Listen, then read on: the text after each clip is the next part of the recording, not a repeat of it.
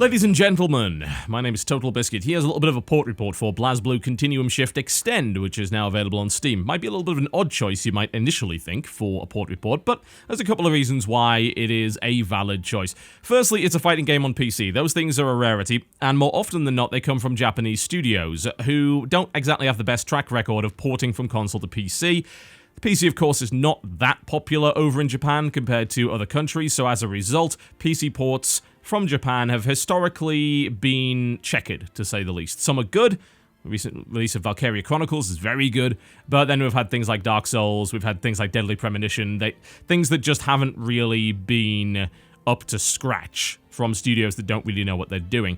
And unfortunately, Arc System Works has had some issues with that in the past. Their ports of Guilty Gear have not been particularly good. And the second reason I'm doing this is that the last version of BlazBlue that came out on Steam, that was just BlazBlue Calamity Trigger, which was the first BlazBlue game, didn't have multiplayer. Like, they released the game without online multiplayer, which is ridiculous.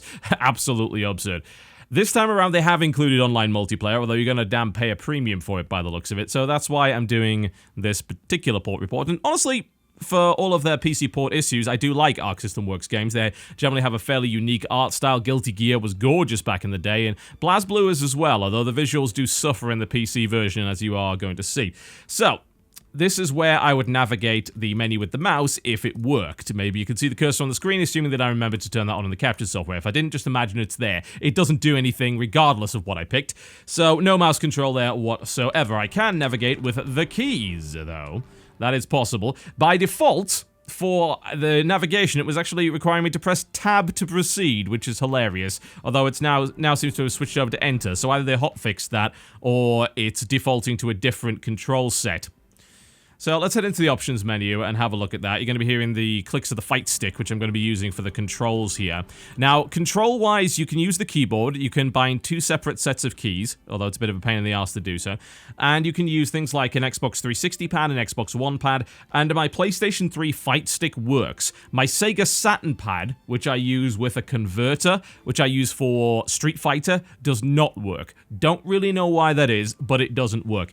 So it seems like some of the more esoteric input devices that you might want to use for a fighting game may not be compatible. Either that or they require some kind of forcing or jury rigging, which wasn't required with Street Fighter. Okay, let's have a look at some options then. So system options, that's just the autosave. You're not really concerned about that. Game options, very much the default fighting game stuff. You can change your difficulty, number of rounds to win, time limit, and you can also change your system voice if you don't really like it. It says you can purchase additional system voices. I don't believe that's actually true. I believe they just bundled them all into the Steam version, so I think that tooltip is incorrect from what I can tell. Display. You can turn FPS show on or off. It binds by default to 60, so it's going to be locked at that. Frame data, of course, in fighting games is very important, and you will find that a lot of fighting games are locked to 60. It's one of those genres where that's more acceptable, I suppose, than other genres, though, as I've said before, I think 60 is a good baseline. I'm not too upset when I see a game locked to 60, although, obviously, for a better port, I would prefer the frame rate go higher. That doesn't really make much of a difference in a fighting game, though, especially not a 2D fighting game, so I'm okay with that.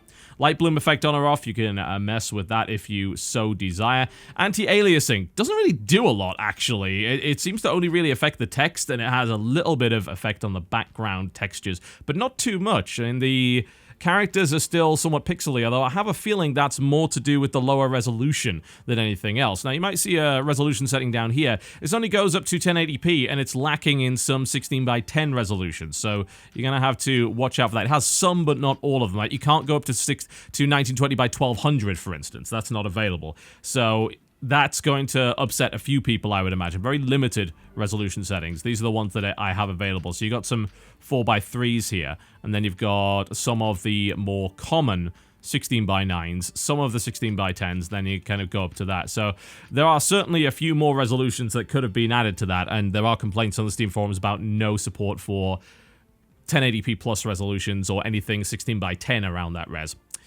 Okay, the upper HUD can be customized, as you can see right here, and that'll actually give you a little overlay which shows you where it's going to be. This is useful, although what would be nice is the ability to scale the HUD, although the scale by default seems pretty good on my monitor at 1080p, so there's not really too much to worry about there. Now, I was talking about resolution. The thing is that the assets for Continuum Extend on console were actually, I believe, rendered closer to 720p. as opposed to 1080. So what you're going to notice when we go into some gameplay is that the assets look pixely. This is really unfortunate because the art style and aesthetic of Arc System Works games is generally very, very good, particularly true with the BlazBlue series, but unfortunately it's tarnished a great deal by the fact that it's just not up-resed all that well. I mean, it looks pixely, it looks lower resolution, even with AA on. Things like the text look blurry, which is really unfortunate. Outside of that, you got your sound options here. There is a critical feature that is missing from this, absolutely huge. And don't mistake voice volume for voice chat volume. In multiplayer, your microphone is on by default, and as far as I know, there is no way to change that. You cannot mute your opponent. So you'll hear all sorts of things. In my last match, after the guy proceeded to kick my ass, I heard someone said, "Dear, do you want a hot dog?" Yes. That's lovely. That is a huge problem. It's very, very annoying. It's not the first fighting game to do that. That has got to stop. It really is. Just awful.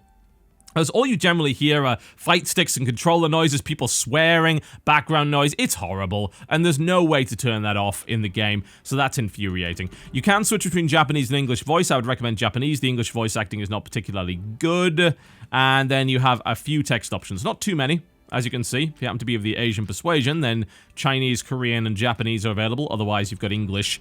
As far as I know, this game is not coming out in the EU. Either that or it's coming out later, because you can't buy it in Europe. It's a US release only, which is a little strange. I wonder if it is because of this, that they just didn't bother to properly localize it. That might have something to do with it. Hard to say. There's a lot of questions on the Steam forums and no answers.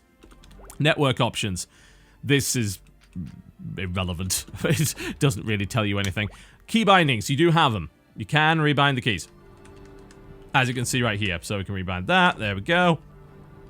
Fairly easy to do, as you can see, and you can also bind some combined functions. This is actually more important than you might realize. This is pretty good for those who perhaps have some mobility issues that don't really want to be pressing multiple keys together simultaneously. It's also good for those who are trying to learn because they need to worry a little bit less about crazy key combinations. So you can bind that all to one button, which is not too shabby at all. By default, the keys, I mean, they're functional. They're not necessarily sensible, but the three buttons at the top here, your weak, medium, and strong attack, they bind to num 7, num 8, num 9. That actually works fairly well. And some might be thinking, well, why would you use a keyboard for a fighting game? Well, you'd be surprised. Particularly 2D fighting games actually work pretty well with a keyboard. If you break it down to the most basic level, what is a fight stick, really? A fight stick is a series of digital inputs. It's not analog. Some people, for some reason, believe that a fight stick is an analog stick. It's not. It's a digital stick. It's an 8-directional digital stick. You are hitting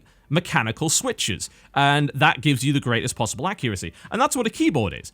The reason that most fighting game players don't use keyboards is, one, you generally can't plug them into consoles, and secondly, the buttons are a lot smaller, which means that it's a lot easier to hit the wrong button, whereas on my fight stick, the buttons are 3 times the size of any of the keys on my keyboard. So you'd be surprised. Some people on PC can use keyboard just fine. There's actually no real reason not to, unless you don't like the fact that you're bound to four-dimensional, four-way cursor keys. A fight stick has 8-directional movement, so you can do your diagonals much easier. It's a little bit harder to do on a keyboard, and particularly in some of the earlier Street Fighter games before they basically allowed you to do a shortcut for the fireball motion and things like that, or DPMFP, which, is a Dragon Punch, I think. I hope I got my terminology right there. You had a few problems there, because you had to, like, press down and then hold right and then release down to do the quarter circle motion. You don't really have to do that anymore. You can just actually press down and then to the right. BlazBlue, for the most part, in my limited experience, and I'm not an expert at this game, seems to work okay with the keyboard. You're probably better off with a controller, honestly, although you would be surprised at how effective some people can be with the keyboard. Worth a try. I mean, not everyone has a $100 plus fight stick. I happen to have one here. It's useful. I actually prefer using my Saturn controller for most things, which is why I was disappointed that the Saturn controller didn't work. But I did test the 360 pad, I tested the Xbox One pad, and I tested my fight stick, which is a PS3 USB fight stick, and they all worked by default without any kind of key rebinding required, which is quite nice. And you can actually, yes, one of the few genres to really allow you to do that, you can actually rebind controls with a controller. That's lovely, isn't it? How few games, for some reason on PC, allow you to do that? I don't know. But fighting games in particular, it's very important that you be able to get your button layout. I do have a couple of issues with it, though, I gotta say. And this is actually something that I'm better off just demonstrating in the tutorial. So I'm just gonna jump back to the... Nope. Gotta get the right bloody buttons. Here we go. Let's jump into the tutorial and I'll demonstrate one of the issues I've got with it. And I'll show you a little bit of gameplay just to show you how it plays. And that'll also demonstrate some of the resolution issues. So if I jump into Lesson Select, and this game does have a fairly comprehensive tutorial. There we go. Just jump into that nice and quickly. Quick loading times for the most part. Little frame rate drops while it loads. Otherwise, it's rock solid. Nothing to really worry about there. And you'll get told all of this stuff. Blah, blah, blah, blah, blah. Don't need to worry too much about that.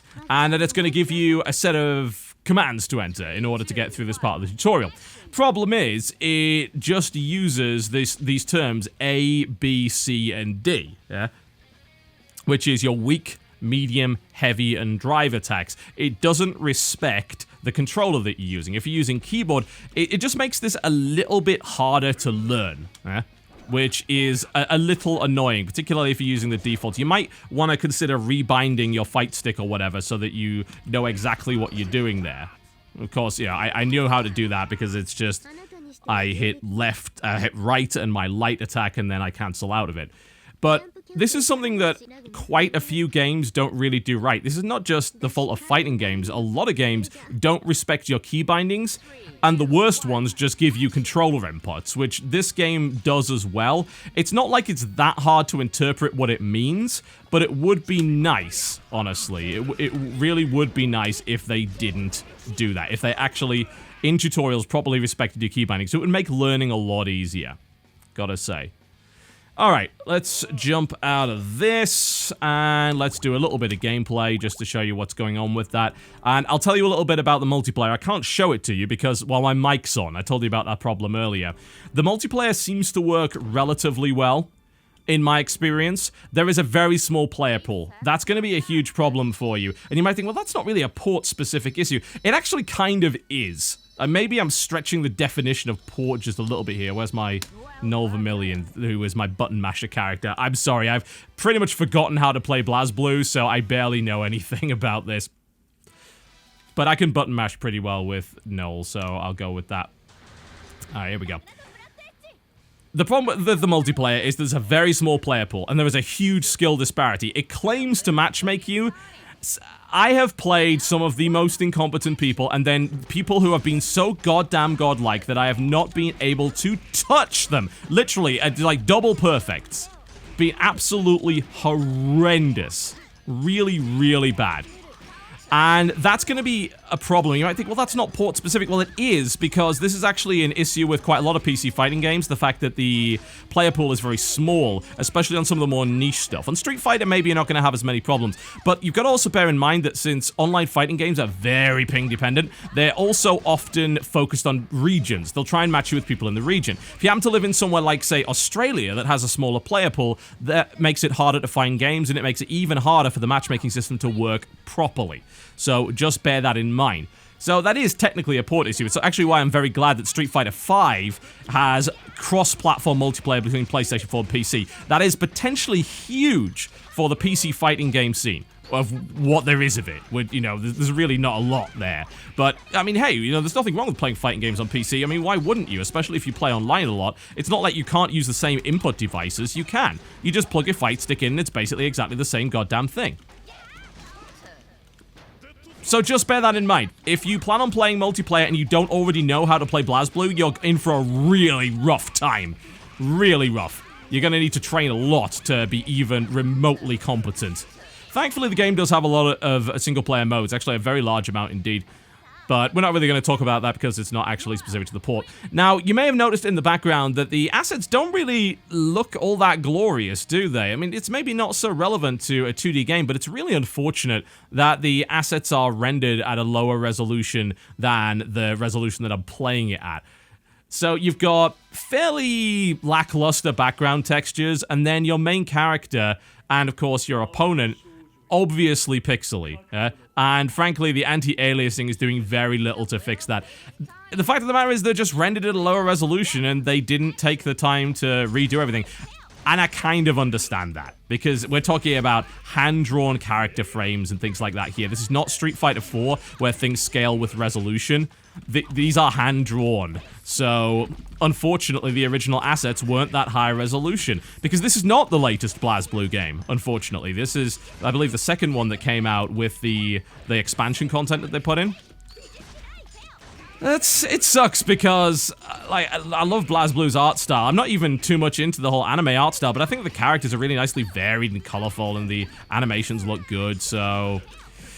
it's not ideal. And the price tag may not exactly be ideal either. We're talking about a game that you can pick up on Amazon for about $12 on console, but costs $30 on Steam.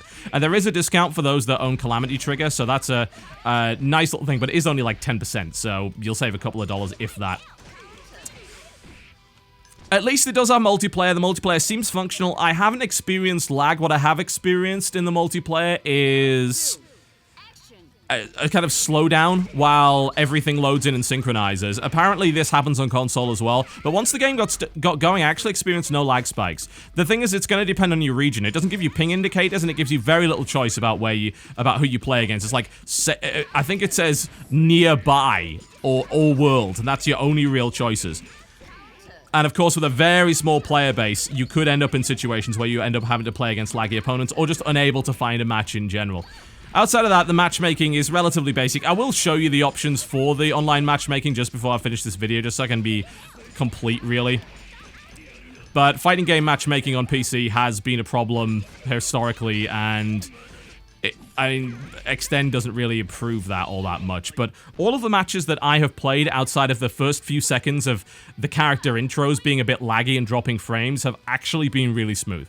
But your mileage may vary. I'm not going to guarantee that you're going to get a smooth netcode experience. Absolutely not, because apparently, even on console, you don't necessarily get a smooth netcode experience with BlazBlue. So, yeah. There is that. Do love the character design, though. There's some very interesting stuff going on with that. I perhaps picked one of the most boring character designs. But hey, I can button mash with her. Is really all that matters. I don't necessarily have the time to learn a new fighting game. As much as I would like to. I think if you're going to learn a fighting game, BlazBlue is certainly on the list of ones that are rewarding and have a good amount of depth. It's actually a fairly large feature set as well. It's got a pretty good replay theater, which, I mean, it's basic, but you can save your replays. It asks you after every match if you want to save a replay. Loads in about 2 seconds, and you've got fast forward. You can turn your window on and off, so you want to share some gameplay with people, you can. This was an online fight that I had earlier, and it went reasonably well. I was proud of that. It was good. There we go.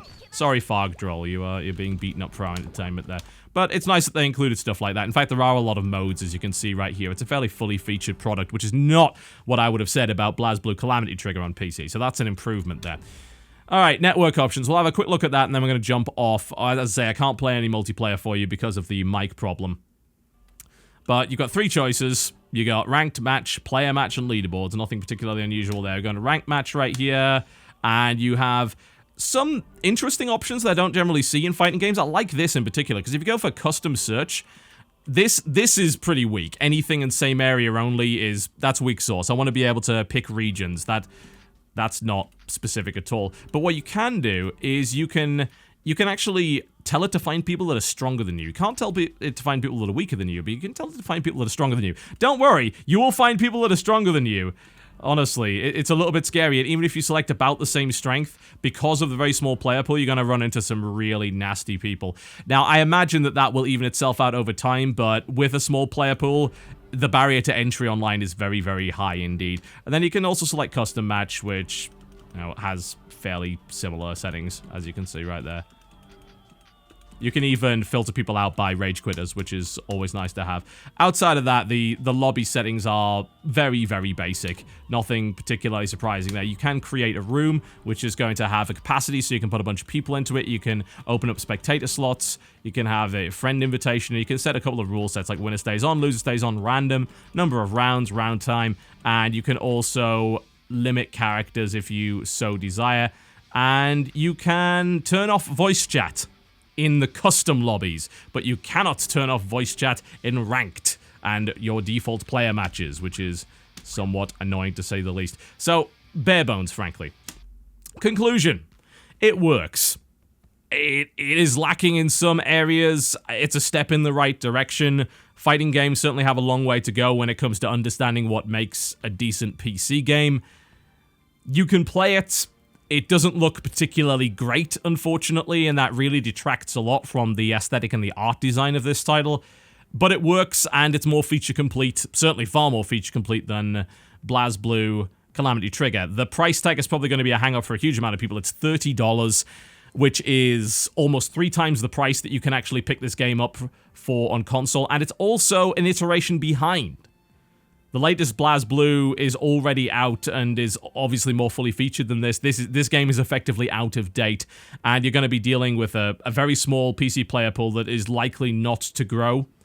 And that's going to be a bit of a problem if you have any intention of playing online. If you just want to do things like score attack and play things like the Abyss mode and all sorts of things like that, then yeah, there's a decent amount of content there. But it's the sort of thing that I'd probably just wait for a sale on. It doesn't have huge glaring problems. It's a lot of minor issues here and there. It works. It's about par for the course. It's an average port at best, but it does the job. My name's been TotalBiscuit. Taking a look at the port for BlazBlue Continuum Shift Extend. Thank you very much for watching, and I'll see you next time.